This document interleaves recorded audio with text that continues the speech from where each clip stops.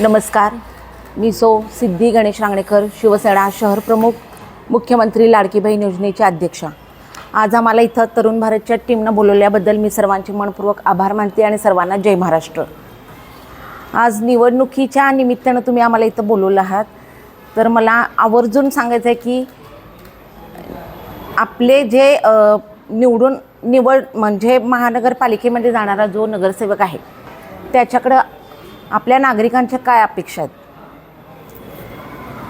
तो आपल्या एक वॉर्ड पुरता किंवा नगरसेवक जो निवडून देणार आहे तो वॉर्ड आणि परिसराचा एक कुटुंब प्रमुख म्हणून त्यांनी निवडून दिलेलं असतं। त्यांच्या अपेक्षा काय असतात की न म्हणजे न पाणी सुरळीत येणे, ग म्हणजे गटारीची कामं असतील किंवा ड्रेनेज हे स्वच्छता असणं हे गरजेचं आहे, र म्हणजे रस्ते स्वच्छ आणि सुंदर असणं, स म्हणजे सेवक म्हणून तुम्हाला निवडून देणार आहेत ती आता, आणि व म्हणजे तुमच्यावरती विश्वास ठेवलेला आहे। तर या अपेक्षेनं जे आपल्याला नगरसेवक म्हणून निवडून देतात, जी आपली जनता आहे त्यांच्या अपेक्षा एवढ्याच असतात।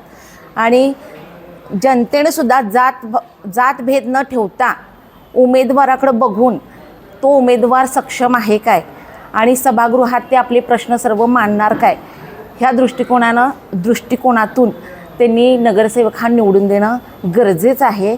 आणि आता मी एक महिला आहे म्हणून मी महिलांबद्दल बोलते की महिला सक्षमीकरण गरजेचं आहे। आज महिला अनेक उद्योगधंद्यासाठी म्हणजे महिलांना गरज आहे त्याची, मग घर बसल्या काय पापड लोणच्यांची कामं करत असतात, पण त्यांना मार्केटिंग चांगलं मिळत नाही। मग त्याच्यासाठी मार्गदर्शन देण्यासाठी आम्ही महिला त्यांना एखादं प्रशिक्षण माध्यमातून त्यांना मार्केटिंग कसं करावं हे आम्ही त्यांना समजावून सांगत असतो।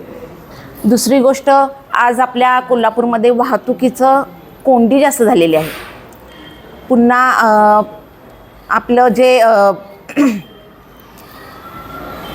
वाहतूक आणि महालक्ष्मीच्या मंदिरात आई महालक्ष्मीच्या दर्शनासाठी लाखो भाविक येतात, तर त्यांची पार्किंगची सुद्धा सुविधा व्यवस्थित होत नाही।